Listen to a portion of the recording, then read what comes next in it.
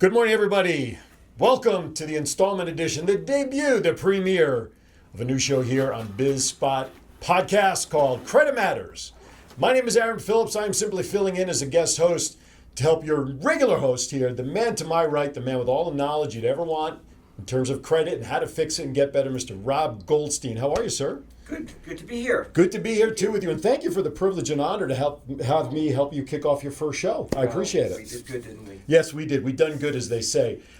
This show is something that for all the years that you have experience in helping people fix credit matters and whatever things they have, you are a wealth of information that we or you are going to share on a regular basis with your viewers, right? Correct. And the range is quite vast. Everything from credit to student loans to whatever, right? Anything with money, pretty much you're there. Money, credit, bureaucratic red tapes, sticky goo, I fix problems. Sticky goo, that's right. I'm Mr. Fix-It. Yeah, think of me as the cleaner in Pulp Fiction. There you go. Oh, I like that. You know, I've never seen Pulp Fiction from beginning to end. Really? I've seen a couple of parts, but anyway, I digress, which I tend to do. Anyway, so I am filling in to help support Rob on his show, and you know what? The great thing is, you know, we did a poll before we launched today, and we'll get into this in a little bit.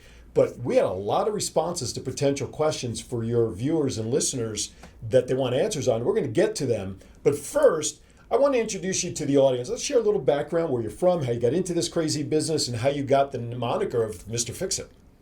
Well, back in the mid-'80s, after I sold a couple of businesses, I began doing business turnarounds. I go into a business and do turnarounds for them. Okay. Clean up their debt and get rid of their overhead and help them with their sales. I was a temporary Sort of John Taffer before John Taffer became popular. There you go. There you Exactly. And I did that for a few years, and I found myself doing such a good job that I would sell myself out of a job. Sure. And then I ran into a bankruptcy attorney in LA about 30 years ago, and he was doing the same thing. And I joined forces with him. Okay. And the rest is history. We got involved in the business aspect together. Right on. Right on. Now, you're originally from the East Coast like I am. You're from New York, right? I'm not going to talk baseball or anything like that with you because that upsets me. No, I'm only kidding. How did you migrate to Cali? I mean, what took you out there in terms of getting hooked up with that attorney? Well, as a kid, we moved out from New York to Southern California. Okay. And so I grew up in California, and I put myself through college and business school, and later went to bankruptcy law school. Right. Sponsored by that bankruptcy attorney. Oh, okay. So I'm schooled in bankruptcy law, and I'm not a lawyer, which actually gives me a lot more leverage to do workouts and a lot more leeway. Yeah. Because you're not confined. I could do things that they can't do. Right. Because I'm not structured. Gotcha. See, and that works to the advantage because I'm sure when people contact you, they're contacting you with a whole wide range of stuff. And I can help them with whatever fits their needs, as opposed to doing only what I do. Right. During the course of my career here, I guess you'd call it a career. Hey, it's your career. It's what you're known for. Of course. Okay. Is that most of my a lot of my referrals come from bankruptcy attorneys who can't help their client. Right. And so I team up with a lot of bankruptcy attorneys. That's just one aspect or one area where I can team up with. Okay. So, and of course we know, and that's a great segue because we're going to talk about credit today. We're going to credit today is really a buzzword for just about anybody and everybody, and people use it. People don't know how to manage it, and because they don't know how to manage it, they get themselves in trouble, which is where you come in to help people with credit issues, right? Sure. And we're not talking credit repair per se, but so get a little more specific about maybe what you do to help folks with credit issues, and then we're going to get to some of the questions that we received. Well, a lot of people come in with credit repair problems, first of all. Sure. And what's prevalent today is identity theft. Oh, People yes. have been frauded or defrauded. Right. Victims of scams. So, and it shows up in the credit. You can, according to the Fair Credit Reporting Act, dispute inaccuracies on your reports. Okay. So that becomes credit repair.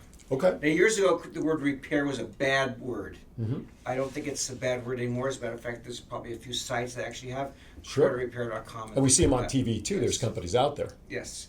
And when we talk about a lot of those companies out there, they're selling you a service. They're selling you a credit monitoring service, basically. So they'll give you a free credit report to get the monitoring services. Okay. What I tell my clients to do is just pay for the report, and actually the one that we recommend gives you a free report. It's a very accurate report, and then we use that to find out Okay. where they stand. Do you want to give a name of that site that you use, or is that something that's proprietary to your conversation It's with the not client? proprietary to my client. I've looked to my company. Okay, I don't get anything from them, right. but we like the site or the link called annualcreditreport.com. Okay, It has nothing to do with us. We don't get $1 for everything we bring in. They just give us a good, clean report that we believe in, we can work with, and so we prefer using theirs. okay. As opposed to other ones like Credit Karma. Now, is that different? But that website different from someone, let's say, reaching out to Equifax or those companies direct? Those are fine, but the problem with you reach out to them direct is they take a longer time. Gotcha. When a client needs me and they want to talk to me about their credit, They want it now. They want it now. It's instant Makes sense. gratification. So they can go online. They can go online with me, and Okay. they can send me the report. I can get it, and generally reports are similar, but they're not always exact. Gotcha. Which is So- surprising because everybody's credit situation should be the same. But a lot of creditors, there's 3 major credit reporting agencies. There's Equifax, TransUnion, and Experian. Right. And not every institution subscribes to all of them. Okay. So you got 3 major ones. They vary on how they get reported to. Okay. So your FICO score, Which stands for? Stands for? Fair, Isaac and Company. There you go. The FICO scores on all 3 are going to vary because the information they're being fed are different. That's why you see ranges sometimes, You might right? see a range of 100 points on Wow. on your And scores. that's a big difference for That's somebody. why when you apply for, let's say, a mortgage loan, they might take the middle score. Okay, like an average. Yeah. Okay. Or they might take the top 2 and average them out, knowing that you're being penalized for the bottom one. Right. Just for whatever that's. Oh, well, that's good. At least they give you some opportunity to get the best number possible if you have the places that do that. Now, I want to move on, just kind of staying with this theme. I get applications all the time, everybody probably does, for secured or unsecured credit cards or accounts. Can you explain the difference? Secured credit is basically something that has collateral. For Okay. example, when you buy a car, the car is the collateral Makes for sense. the loan. Mm-hmm. Although there's a personal guarantee behind the collateral. Okay. What that means is if you are repoed, the car is repoed, Right. and there's a deficiency when they sell it at auction, and that's a whole process, by the way. You're still responsible for the You're still difference. responsible for the difference. Right. Okay. And I help people that are involved with, let's say, auto repos. I also help people return cars back to the banks and get released from the deficiency. Gotcha. I've been doing that for 30 years. I've like actually one time returned a 55-foot Mack truck back to the bank and got a that must have been a heck of a sight That to see was- this truck pull up in front of the That bank. was, no, actually, we hid the car. We Oh, hid the okay. truck, and they had to sign my release form Gotcha. before they get the truck back. There you go. Gotcha. But when I do that, it's the bank wants the collateral back. They're willing to waive it. Sure. It's an art Okay. of how I do that. Now, is that sort of same thing in mortgages with the deed in lieu of foreclosure issues, things like that? Exactly. Now, with mortgages, again, that's a secured loan. Mm-hmm. In different states have deficiencies. For example, in Arizona, there's deficiencies in your mortgage. So if the house gets foreclosed upon, also in New York, they have deficiencies too. Every state has their own different nuance. Okay. In Nevada here, there's no deficiency on a first mortgage, or California on a first mortgage of your residence. Mm-hmm. It's got to be declared as your residence. Gotcha. So if they foreclose, there's no you can walk away Gotcha. from the first. If there's a junior loan, a second mortgage, or a third mortgage, and they're wiped out, then those mortgage holders will come after you for the deficiency. Right on. Okay. Which is a great place to negotiate settlements with. Okay. So most of the work I do is to posture it so that you walk away as unscathed as possible. I would say almost like a mediator, but someone that's representing the plaintiff, so to speak, more so than the other side, to help your client be in a better Well, position. they're not the plaintiff; they're the debtor. The debtor. Well, I'm just The- using the general yeah. term, but I Yes, right. yes. So you're to better the situation for your client. I work for the client, and I get them out of trouble as best as possible. Okay. I want to go to one. We have a ton of questions. I Sure. want to go to one. We received one from Sandy in Florida over the week asking our questions. Now, we know when we fill out these applications, we fill out references and referrals and mothers and fathers and brothers. But the question comes from the fact that, they're calling the individual, they're calling her day and night, and then they're also calling the mother and all the family members. Is there legality to that? The first thing I'll tell you is when you're applying for credit, don't give out all your friends and families. Give out your enemies. And everybody in the world on there. They're doing that so they can chase you down. Sure, okay. sure. So when I apply for credit, I have one phone number. It's my cell phone. It's the only number I have. I only give them that number. I don't know anybody else. I'm a loner. It's just, you got to play that. You got to play that game with them. That's first of all. And according to the Fair Debt Collection Practice Act, another buzzword here, is that they can only really call you and the debtor. The debtor is the person that owes the money. Right. They can't call you at the job and harass you. Okay. And they can't call your Aunt Mary and other relatives and things like that. There is actually protection under the Fair Debt Collection Practices Act, and you can actually find that the best excerpt of that on my website, but you can also just Google the Fair Debt Collection Practices Act.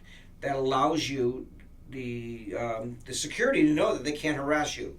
They can only call you during certain hours of the day. They can't threaten you. Right. Now you got to understand the other side of the coin. The collectors are doing their job. Their job is to harass you and get money out of you. Of course. And I've seen every collector of every type, and I know how to diffuse them. Okay. But their job is to get under your skin and get you to give them money now. Okay. Right. As opposed to so that you leave them alone for 30 more days. Right. Quick, right. just give me your credit card, just give me your bank account number, and I'll leave you alone for 30 days. Oh, okay. Well, no.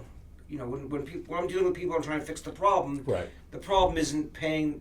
We don't want to pay them to get rid of them for 30 days. So if someone is being harassed by a company, is there steps that they could take to stop that? What can they do? There's several steps. First of all, you can write them a cease and desist. You can have me get in the way. Okay. Or step in the middle of it all. Okay. But you could tell them, I don't want you calling my relatives, and write them a letter, instruct them. You can actually sue collectors. Okay.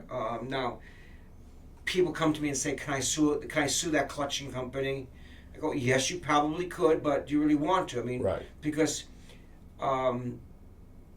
nobody's going to take that on a contingency. Sure. Okay, it's not like getting into an accident, getting run over by a Federal Express truck. Right. Can I say Federal Express? Sure you can.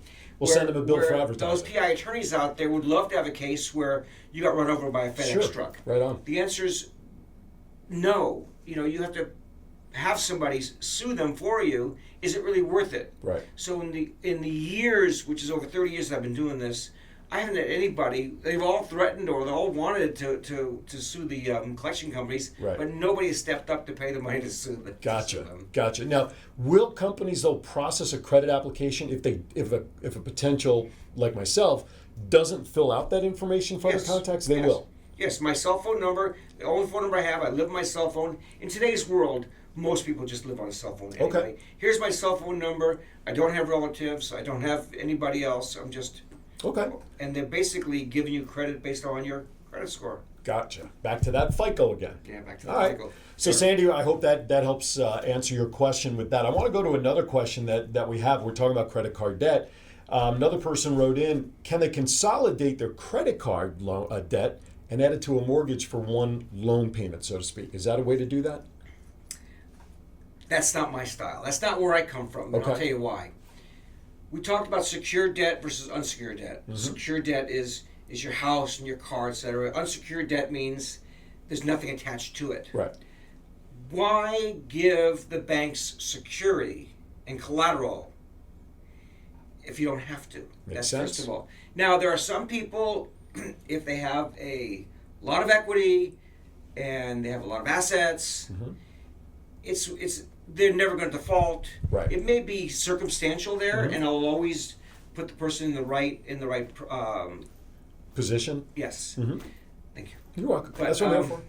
But generally, when people are calling me, that's not them. Gotcha. And I don't advocate taking an unsecured debt and making it a secured debt. Mm-hmm. I have a lot better chance. You have a lot better chance of negotiating settlements with unsecured debt as secured debt, although I can negotiate secured debt very well. Sure. But you're going to get a better return on your dollar. You can do better on your shopping with unsecured debt. Okay. Okay, so that's number one. And then the second half of that question, we talked about debt consolidation. Right. What I do is not debt consolidation. basically negotiate settlements with the banks and get you to pay them a ton less. In one payment or in a new payment plan for a lesser amount?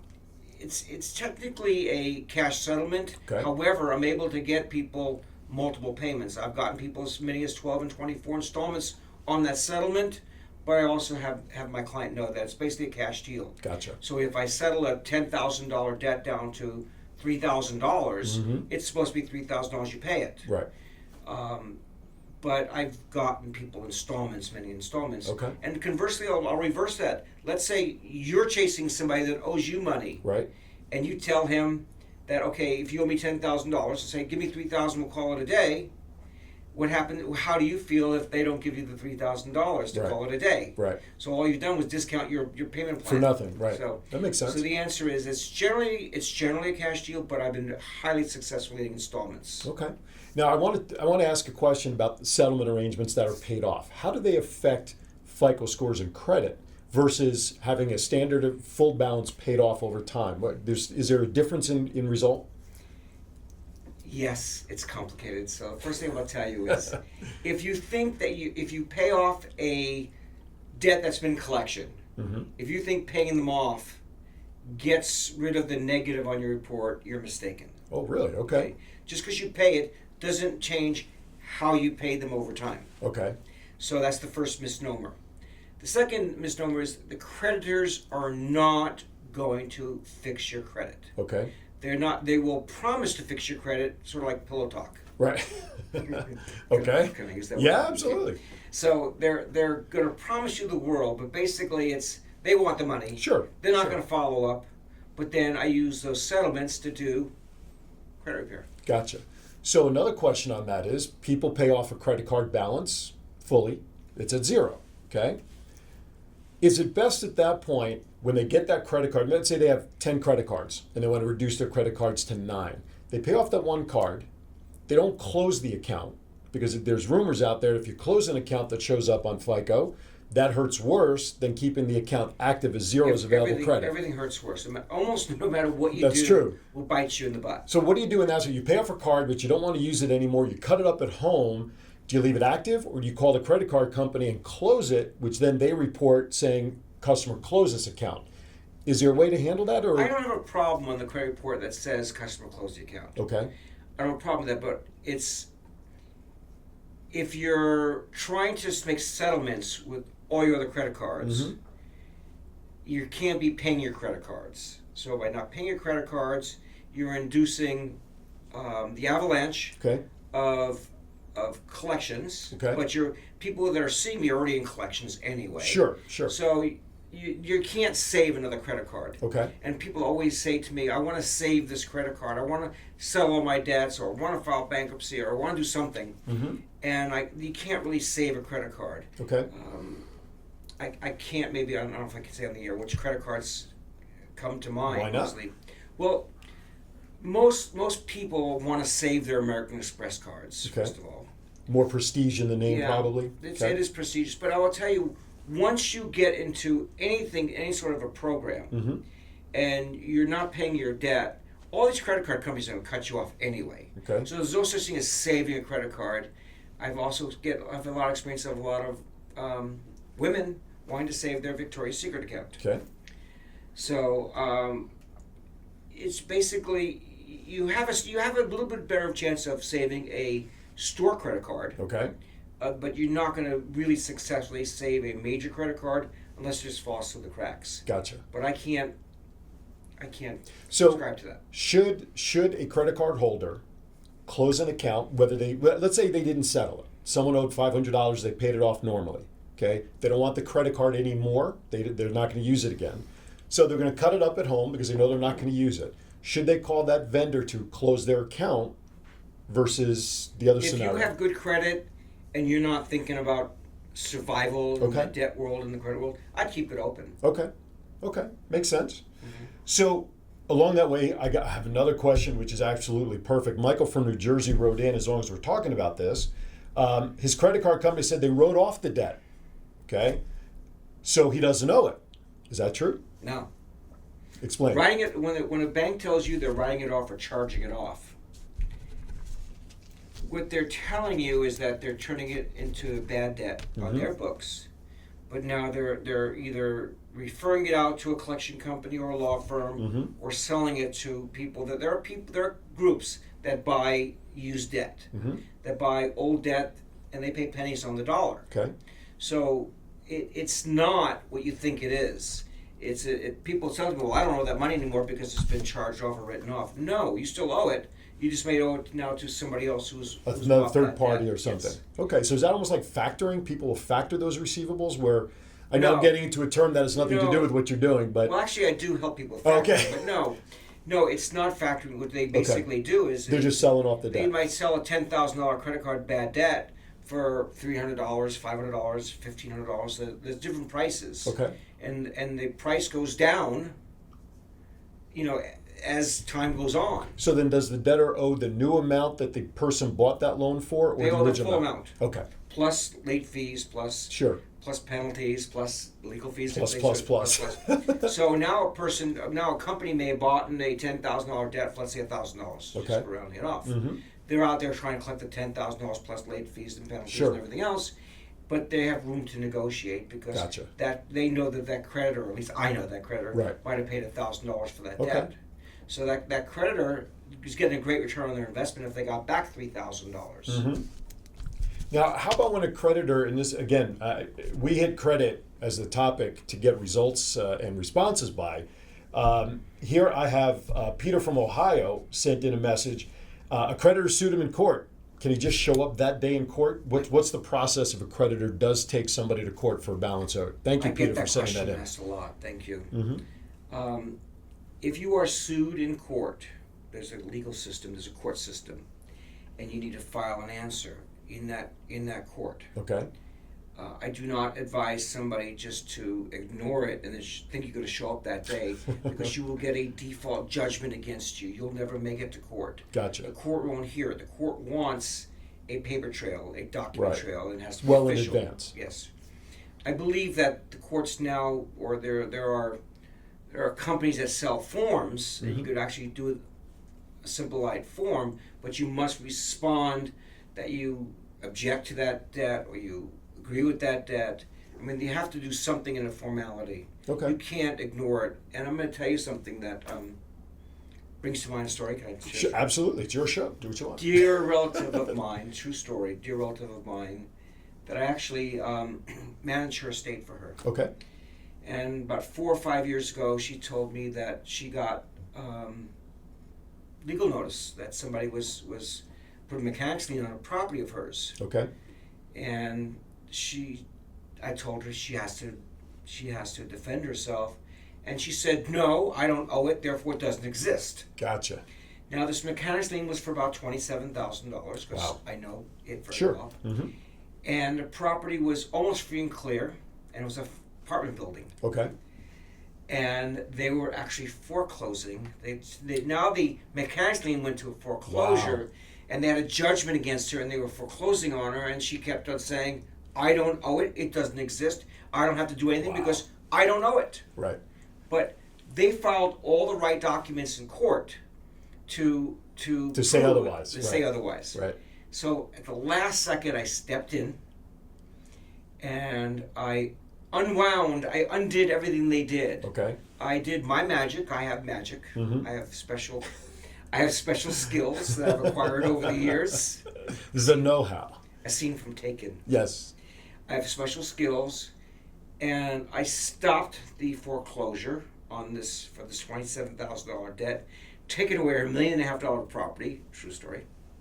I stopped the foreclosure, unwound everything, and because I was managing her estate as a next of kin, because I'm a relative, and I was also a member of her trust. Gotcha. I was actually able to go into court and fight it, and I had my way with the other side and their attorneys. You were the puppet master. It was of one of my best performances, and I saved the property, and I helped her sell it for several $100,000 more than she was selling it for before she found out that there was a judgment on there, and so forth. Now we're talking about credit individually, but I want to open the scope a little bit because I want your viewers and followers to understand you just don't have John Smith or Jane Doe picking up the phone, calling you saying, "Hey, Rob, I got a problem. Can you help me?" You also rely on other professionals out there in the world who have their own clients that have issues. For instance, mortgage lenders or constructions, things like that. What are some of the best resources for people out there that you Good can receive question, referrals from? Because I don't advertise. Right. As a matter of fact, on my website, it even says I don't advertise. I take only clients and referrals only. Right. I'll tell you where I get most of my work besides clients who refer people to me that are in the same problem. Bankruptcy attorneys, divorce attorneys, CPAs, financial planners, and wealth management people. I get it from real estate lenders, from real estate brokers, and of course other clients that you've successfully helped and as well. Also I get referrals from therapists. Really? Yes. Because a lot of people see a therapist because they have problems, financial problems. Okay. And a lot of problems in relationships stem from money. Right. And so I wound up getting a lot of clients from a therapist. Now that's thinking outside the box, because that's not an area I would have ever thought that you would get. But it makes total sense in this day and age. I didn't think so either. But, but it happens. I'll confess it was from my own therapist. Oh. That I saw. Sure. And I was getting a lot of clients from that therapist. So the reality is professionals who are dealing with people that are having problems. Right on. I don't get referrals from, let's say, people who are manufacturers of goods, unless they're getting referred to me from their. Gotcha. Unless they're in trouble and they're getting referred to me from people. Gotcha.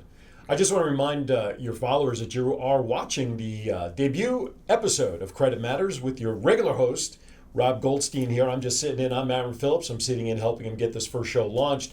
This show will be available every week on Saturdays, 9 a.m. right here through the BizSpot production website, which will put that information at the bottom. So as Rob prepares for future shows, please, like these folks did, please feel free to email questions and suggestions that you may have or topics that you'd like Rob to cover. And you can email those direct to him at R Goldstein, and it's Goldstein,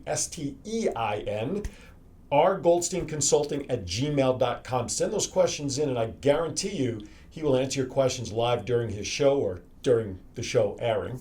And he'll touch on the topics that's most of interest to you. Now, future shows, and I'm purposely going off on a little bit of a tangent, what do you see down the line for future shows? Guests, topics, give them an idea as to what they can expect. I would like to bring on guests who are people that I work with that are, let's say, referral sources.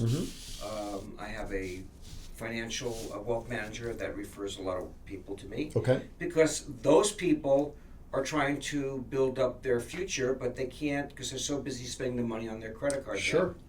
I'd like to bring a person like that in, or a divorce attorney, or a bankruptcy attorney, CPA, people that are in the world that bring me clients. Gotcha. And what they're seeing and what they're facing. I also get a lot of referrals from a gentleman who's actually the finance manager of a car dealership. Oh, well, that makes sense. That's People another great source. Finance because they have a lot of credit issues. Right. That makes a lot of sense. I could just see. Take note of this, Brandy. Get his business cards out there in these places. Yeah, it's basically. And the purpose of the show is we talk about awareness. Absolutely. And wherever I go, and if I talk about my work, everybody says, "Gosh, I wish I knew you." When. And so I don't market very well, but I am starting. As of today, you don't. That'll change. That changes. That'll change. And also networking groups. Yeah. When I went to New York 12 years ago, I was there for about a year, left because of personal reasons. Right. But I'd gone to a networking group as a trial, and the lady from the networking group had 8 different branches, or 8 different groups, and they met like twice. She had 2 on Monday and 2 on Tuesday and so forth. And she recruited me to move back out to New York.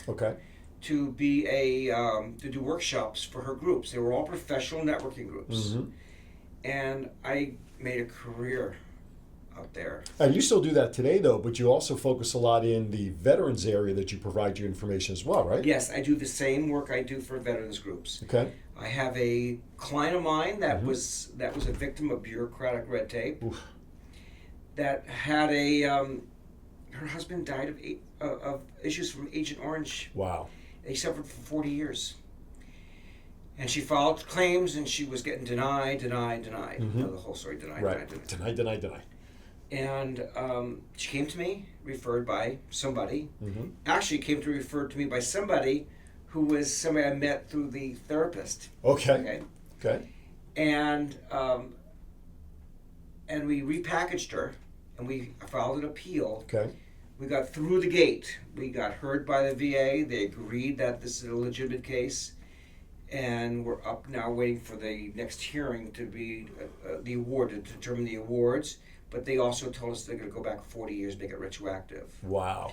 That's huge. So it is huge. So I started a vets organization, helping vets with my client who's married to a vet, and she was a vet herself. If you want to mention, you're more than welcome to. Kiefer Foundation is the Bruce C. Kiefer Memorial Foundation. Mm-hmm. And it is another maybe part of my business. Mm-hmm. And I provide similar services. I do workshops at a lot of the local vets organizations, talking about awareness about credit and debt and VA claims. Okay. Generally, a lot of it isn't as extensive as I talk about in my regular services. Right. But I will tell you this: that a lot of vets are getting scammed. Sure. They're just not. They've been so sheltered by being in the military that they're getting used to being in civilian life. Sure. That transition is tough. The transition is tough. So I help them with transition in my world. Okay. I don't help them with PTSD. I think that's what they call it. Mm-hmm. I don't help them with areas that I don't work in. Right. I help them in areas helping them with dealing with the VA with VA claims and credit issues and helping them who are victims of fraud. Now, do you have any upcoming seminars scheduled right now that either VAs or any other seminars? I do a monthly seminar workshop at one of the local vets groups. Okay. Can you share that information? It's called U.S. Vets. I've spoken at Disabled Vets of America. Where do you speak for U.S. Vets? At their location. Which is where? It's downtown. Look it up on Google. Is it on your website? Information, or it's on my Kiefer Foundation. Okay. It's on Bonanza. Okay. Which is near Las Vegas Boulevard, near downtown. Gotcha. And I've spoken to American Legion. Okay. And so I speak to vets about helping them with these issues. So if there's someone, and I'm just going to throw this question out there to the veteran community, if someone out there is a veteran or knows of a veteran family or whatever that has questions and needs support, other than the email I gave out a few minutes ago, what's the best way for folks to reach you for help? They can reach me through help at the same site. Okay. The same phone number. Which is, I didn't give that. 702-701-2992. Okay. Now that's my RGC business line. That's direct to you. That's direct to me. I also have the Vets Foundation line, but it doesn't ring to my phone. It has to ring to a But we want the most direct contact to you. 702-701-2992. And keep that number, because from personal experience and chatting with Rob for the length of time that I've known him, he knows his stuff. Trust me when I tell you, this is the man that you want helping you with these things and these topics to get you in a better place so that you feel better about your life and about your situation. You know, because it is taking a huge bolt off of a lot of people's shoulders, the financial worries that people have. And you do come in and you alleviate a lot lot of that pressure and stress. It doesn't cost anything to run anything by me. I offer free consultations. Right on. And if there's something that I cannot help them with, I'll point them in directions that they can. Because you also have a wide wealth of contacts and things with areas that you're not specializing in. Wide variety of network of attorneys and CPAs and people that can help them where I don't help them. Mm-hmm. For example, while I don't work on taxes, I have a person that I work with that handles tax issues. Okay. I have attorneys that I work with and work under in several cases. Mm-hmm. When I worked in New York, I had my offices in attorneys' offices. Right. I have an attorney in my office now, in locally here now. And I guess we talked about bureaucratic red tape. Yep. See, I'm watching my language. It's okay. It can always be edited out. Don't worry about it. Okay. So I brought a client that was suffered a injury, or workman's comp injury. Okay. Working as, I think she was a server in a restaurant. Mm-hmm. I'm going back now 20 years exactly. Okay. She was a server in a restaurant and got got hit, not like in a fight hit, but got bumped by Okay. and got injured. That's probably the better word. There you go. In a restaurant, and was getting treated for injuries suffering from that. Her attorney and worked on this case for 19 years. And the opposing attorney, the attorney for the insurance company, worked on this case for 19 years. I spoke to the opposing attorney, the one that was representing the insurance company, and they told me actually this attorney was fired, and this was right after she was fired, or when she was being fired. And she told me, our law firm makes more money not settling this case for her. So I had this girl that was going through a treatment for 19 years. Right. And the attorneys were just making more money on both sides Okay. by not settling it. Okay. Like the farmers being paid not to grow something. So it's actually a very sad story. Okay. Because she's a nice, bright girl, and just a bad situation. Bad situation because they basically send her to clinics to get her prescriptions, Right. get her meds, and just perpetuate this. That's crazy. I stepped in and in 1 year settled that case for approximately $300,000. Oh, chump change. Not bad. So. No, listen, there's no question that the stories and your knowledge and everything, you're like the red lifesaver in the role. You're a lifesaver, but everybody loves the red, right? The cherry flavor. How about the green? The green M&M. Well, the green M&M is a good one too. So I've had people. I once had a client that made they did a loan mod with the bank themselves, and the bank screwed up and they foreclosed on her house, and she did her own loan mod. And they came to me, and I got the house back for her. Okay. And fixed the problems. I will tell you this since we're talking about loan mods, since you brought that up. See how that works? I do loan mods. I do loan workouts and loan mods, and I've been doing them for 30 years. It's not. It was a big industry for like 5 years, 10 years ago. Sure. Or 15 years ago. I've been doing them for 30 years, and I see right now more errors from banks. The loan mods and the foreclosures have more errors in them. I've made loan modifications where I got it back on track. And the banks, the one hand and the bank didn't know what the other hand was doing, and I've been able to clean up those messes, a lot. So successfully. No, absolutely. No, it's good. Again, there isn't really anything when it comes to dollars and cents, and I'll just generalize it with that, where you can't really step in and help somebody. No. So which is great because people nowadays need that. And I'll share this in my business world. I've never lost a case. I've never not been able to help somebody. Now, if they come to me and there's nothing I can do for them, and I can refer them But you know that up front. Yes. But I'm not going to give somebody a game plan that is not their best interest. Right. I'd rather not have the client than make them a client for me.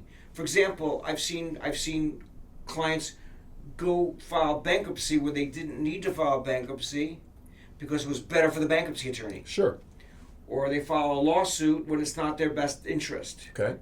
Like this gal that had the workman's comp case going for 19 years. It wasn't her best interest. Sure.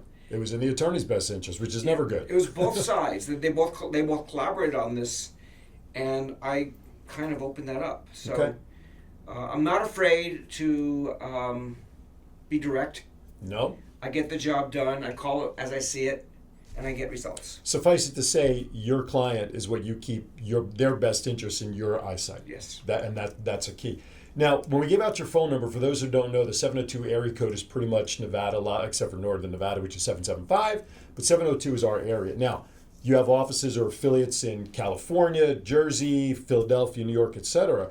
But the stuff we're talking about, though, is not just specific here. You can help people from anywhere. I can really help people from all over the country, but most of my clients come from those particular states. I have a client that's in Louisiana. Okay. And she's referred to me by a local friend here. Okay.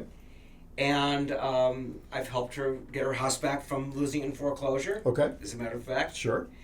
And she even called me yesterday. She said that the loan mod that she did with the bank, after 2 months making payments, sold the loan to another bank. Okay. And they don't have the right information, and she can't make her next payment. Jeez. So that's very current, and that's came from somebody referred to Sure. from in Louisiana. The thing that I like about that, and I tell this to a lot of my business associates networking, you just don't know where your next lead's going to come from. So someone in another state, even another part of the world, could be seeing this, but knows somebody here in the States that has an issue and can reach out to you. Correct. And that's the beautiful thing is that you are so versed in what you do that it doesn't matter where the person needs help. You Correct. can pretty much step up. Correct. Another area, and I think this will be a good segue into this as we move off of credit, and there's so much more I know you can talk about credit and two questions. One final question on credit, then I want to switch to student loans, which I know is near and dear to a lot of people, including me. All the things that you are able to help people fix. Is there a timeline? Is there an expectation as to when people can see results on their credit reports? What do you think? The average client could be a 6 month to a year client. Okay. The average client. For work that you're doing with them? Yes. Okay. Now, if they're deep in trouble and they're heavily in collection, Okay. I could do it quicker. Okay. I have mechanisms to prolong if they need time to buy more time. Okay. I have ways to buy them more time. Okay. Probably one of the longer prolonged projects would be student loans. Okay. You touched upon that, and Yep. we'll just do this. I also help people with student loans. Mm-hmm. Basically, student loans to me come under two categories. You have private versus federal. Right. Federal is the loan, the Sally Mae type of loans, the Pell Okay. Grants that are funded and guaranteed by the government. Okay. Private ones are where you go to a school and they provide the financing. And I've had people, I've settled student loan debt under both categories. Okay. A lot easier to do it on the private because they're not as No red tape. no red tape. That bureaucratic red tape again. But I just settled a student loan debt for a client. He has 2 student loans. Okay. And we settled the smaller one from him last week. Okay. It was over $60,000. We settled it for $30,000. Okay. Now, before you move on to that point, I want to go back to the question I asked earlier. Now you settled it for $30,000. They're not expecting him to write a check for $30,000. Yes, they are. Actually, that one is. He's getting a Never gift. mind. He's getting a gift from his employer. Oh, okay. Gotcha. He's getting it funded by somebody else. Gotcha. But it goes back to settlements can be spread over a little bit of time. Okay. I just want to clarify that. Yes, but this one happened to have been a cash deal. Gotcha. But Okay. I've done them over time as well too. Okay. I've had people come to me with student loans. Said I owe the student loan. I never took the class because they never held the class.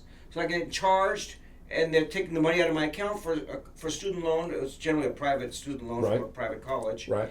And they never took the class. Okay. Well, hello. That's easy to deal with. Okay. I'm glad you brought that up.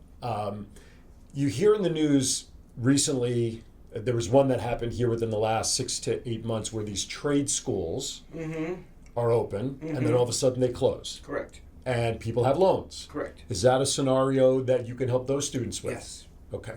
Now, if they got their education, What if those loans may have been sold off. I mean, Okay. we don't know what happened there, but they completed their education? but they're still negotiable. Gotcha. But I got to tell you, if you're paying for a student loan that you never went to that class, Sure. the class closed, the school closed in the middle of it all, that's a huge wake-up call. Gotcha. So everybody out there that's been affected by that, and I know some of you, give Rob a call or email him so that he can get on your side to help you get rid of those situations and make your life easier. Listen, we know student loan debt is huge in this country. I mean, I know for my own sake, my wife is still paying off her student loan for getting her master's, which she's had now for almost 10 years. And of course, one of my daughters is still in college. How much debt do people have today, would you say, on average, is student loan related versus... Unbelievable. Right, that's what I would I figure. have people that come to me and they owe $500,000 in student loan debt, and they go on their debt. Right. And it's sad. Right. It's sad. Okay, now the whole student loan concept becomes a political discussion, Sure. which I probably want to avoid. But because people give away money, but it's unbelievable. Okay. And you see doctors with high student loan debt, attorneys with high student loan debt. It's out of control. How about this one? How about if somebody owes money to the IRS? Can you negotiate past tax situations? You can negotiate tax situations. Okay. I give that to somebody else to handle for me. I have a guy that I work with hand in hand. Okay. And he's licensed in all the states to deal with the tax issues. Gotcha. He's a enrolled agent. I'm asking some of these other questions. I want people to fully understand that you're pretty much so wide open, whether you do it, like you said, or as you mentioned before, you have other referral sources that you can I have them all. contact. I'm a one-stop shop.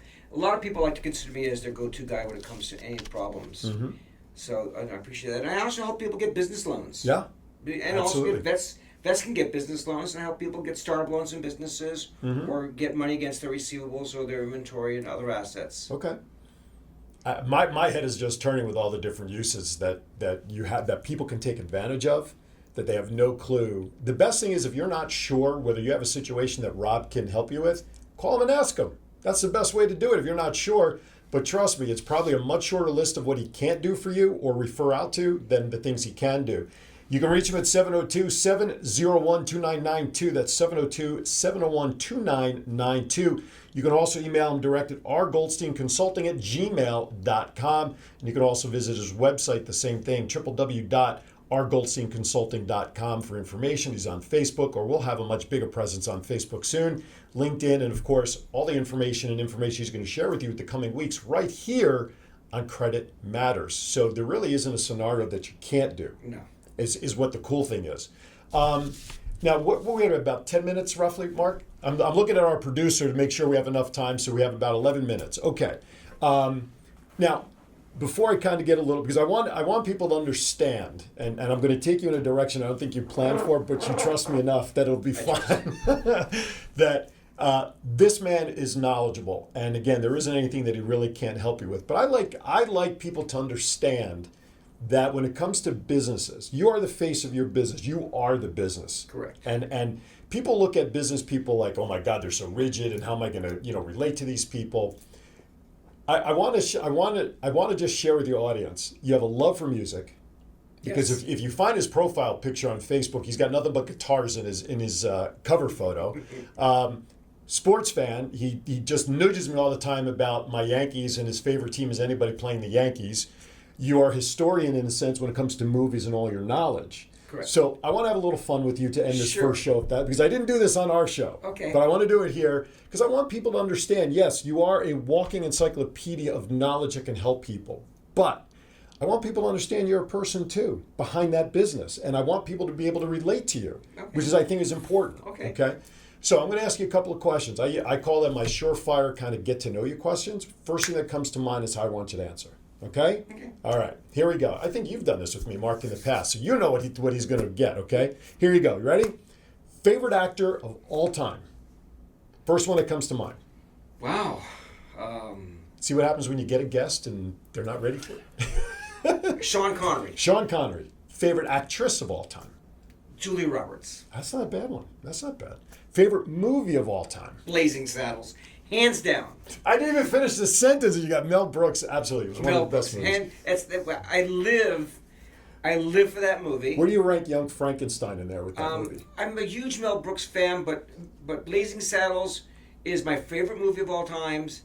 It's certainly a secret question on on my passwords, whatever. Right. To name a secret question, and I'll tell you this: my kids. Well, now they have to change that. Speaking of identity fraud.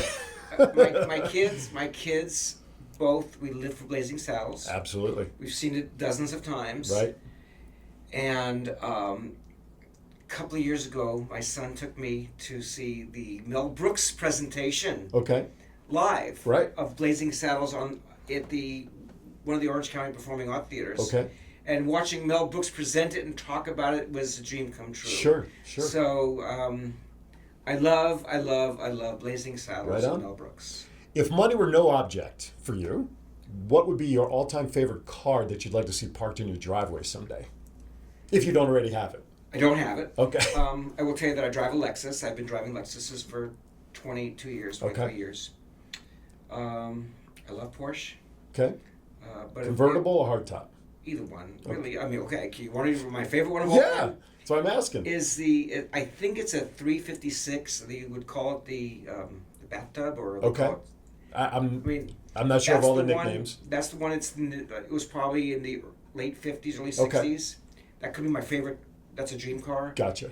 I used to love the Aston Martin, Okay. but they're not practical. Right. They're like little toy box cars, right? No, they're just, you have to drive them every day, and you can't drive them every day because they're not reliable. Absolutely. So I'm not in that kind of world. Okay. So you don't have a car in your driveway for every day of the week, is what you're saying right now? Not yet. God, no. I'm just, I'm very conservative about that. I drive a car that's very practical. Sure. It's a luxury car that's practical. And it's comfortable. Economical. It's comfortable. It's enough status. Right. It says who I am. I mean, I'm not a. Right. It fits you. It fits you. I'm helping people with financial problems. So that's right. You should be driving a Yugo then. But anyway, that's a whole nother topic. Favorite song genre? Well, classic rock. I want them to. Okay, to know me is classic rock. Right. Favorite group within classic rock? Well, it is the Beatles. But as I talk about the Beatles, right. I also tell you that my favorite Beatle is George Harrison. Okay. And so my music that that inspires me most is George Harrison related Beatles or influenced Beatles. Interesting. And then it takes you to the Traveling Wilburys. Okay. So if you go in there, then of course you're going to Tom Petty, which we talked about before. That's my world of music. Okay. Someone I know has to do homework on Tom Petty and the Heartbreakers. Really? Yeah. Okay. This person did. We were talking before we went on the air. The person didn't even know who they were. We showed our age. We'll have to do a little Google search on that. And little homework. So as I play, I do have a upcoming band, I guess you might say. Okay. And we play a lot of Tom Petty. Okay. We play a lot of George Harrison related. Okay. Beatles stuff and George Harrison solo stuff. I can't play this, but my favorite group other than the Beatles would be Yes. Oh, okay. Yeah, you're talking hard classic there with these guys. So here's a question for you. Bucket list item. Where would you love to vacation that you haven't been to yet? Well, to know me, Snow, I love tropical vacations, so I might say Tahiti. Oh, okay. That's not bad. Because I've never been there. Okay. What's your favorite thing to do in Vegas for you to unwind? What do you like to do in Vegas? Besides playing guitar. Besides playing guitar. When you like to relax, and closing big settlements. Right. And we'll get back to that. Okay. I also play professional poker tournaments. Right. Okay. Tournaments only. Okay. Were you at the one just recently, or that's still going on? It's at the still Rio? going on. I'm not playing a lot because I'm busy working. Right. But I do play in professional tournaments. I've won my share of professional tournaments. Mm-hmm. My biggest tournament last year was I won the Wynn Seniors Classic. Okay. I've won several WSOP small events. Mm-hmm. And so I guess that's my next passion. My last question, I'll get you out of the hot seat and we'll get back to your topic. I think this last question may fit what you just answered, but what's your favorite Las Vegas thing to do? That's typical Las Vegas that tourists would want to know about that you do. Because people from all over the world are watching this and may come to Vegas and they may want a hint from you on what's typical to do. Well, we talk about playing tournaments. Right. I love live music. Okay. There's a lot of great venues. There's a lot of not only on the strip, but off the strip too. Yes. So those are the two favorite things, and I love to eat food. And I've been eating, unless I'm playing in a poker tournament. Right. I don't usually go to the major resorts on the strip to go eat because it's a pain in the neck to go down there and you're paying twice the price. Sure. So and that's the hidden secret when people come visit. You don't have to just enjoy the strip. There's plenty of off-strip things to do and go to that you can enjoy for less money, which goes back to credit matters. You want to spend less to get more, right? Yes. So it's there's a lot to do here, and people don't realize that. There's a lot more to Las Vegas than just gaming and strips and casinos. When you have people like Rob, who are part of the fabric of this city to make individuals better as well as a community, and just we only have a couple of minutes left, so just provide some closing thoughts for this week's show. Well, I want to get out there and start networking more, and basically I'm providing awareness. Everything can be solved. There's a lot of people out there who may think they could file bankruptcy, but they can't. Because bankruptcy, the Chapter 7 bankruptcy, whether you get rid of your debt, there's provisions in there. There's criteria in there. You can't make too much money. You have to watch your expenses versus income ratio, and you can't just get rid of your debt and keep all your assets. Right. So a lot of people file what I call bankruptcy suicide. So it's good to get a knowledge. When I take on a client, I teach them the system. I teach them what we're doing. They just don't come to me and say and like take a pill. Mm-hmm. So I have to teach them what they're going to be going through, and where they fit in all these matters. I also have a great video, by the way. Give it out. It's called The Secrets of 13, and they can get that from me by emailing me or texting me. And it's also, if it's not on my website, where I'm actually in the middle of making a facelift under on my construction. Website. I do a website out there called rgoldsteinconsulting.com, but I'm in the middle of updating that, and it'll be on there as well too. It's called The Secrets of 13. And you also wrote a book, real quickly, if you want to give that a plug. It's called Taking Charge of Your Debt and Credit. It's basically, if you can't sleep, read 2 pages of that book right before you go to bed. It'll knock you out for 10 hours. Way to sell a book, Rob. But yeah, but I'll be happy to give anybody a copy of that book. It discusses the everything we talked about today. Right. So it's a how-to book of what we've basically been sharing. And if I go to workshops, and I'll do a workshop on credit, I'll teach people how to fix their credit. Mm-hmm. But the reality is, and I won't charge them for that. Right. I'll teach them. The reality is that you really need to know the know-how and the lingo and how to get through all the systems. Right. And I know how to get people through the systems and survive in today's society. Right on. His name is Rob Goldstein, rgoldsteinconsulting.com, and he is going to be hosting this show every week, sharing information, increasing awareness of how to fix situations that you think are unfixable. That's why he's turned Mr. Fix-It right here. And he is a man that you can reach out to at 702-701-2992, 702-701-2992. Email him at rgoldsteinconsulting@gmail.com. No question is too small, no situation is too big. Rob will direct you properly to get the results that you're hoping for. It's been an honor to allow me to help you kick off your show. I know that your shows down the line will be great. Thank you. I've enjoyed it. As always, working with you. Absolutely. Thank you so much. And make sure you join every Saturday, 9 a.m., right here for Rob and his show, Credit Matters. For Rob, I'm Aaron Phillips. Save money. Have a great week.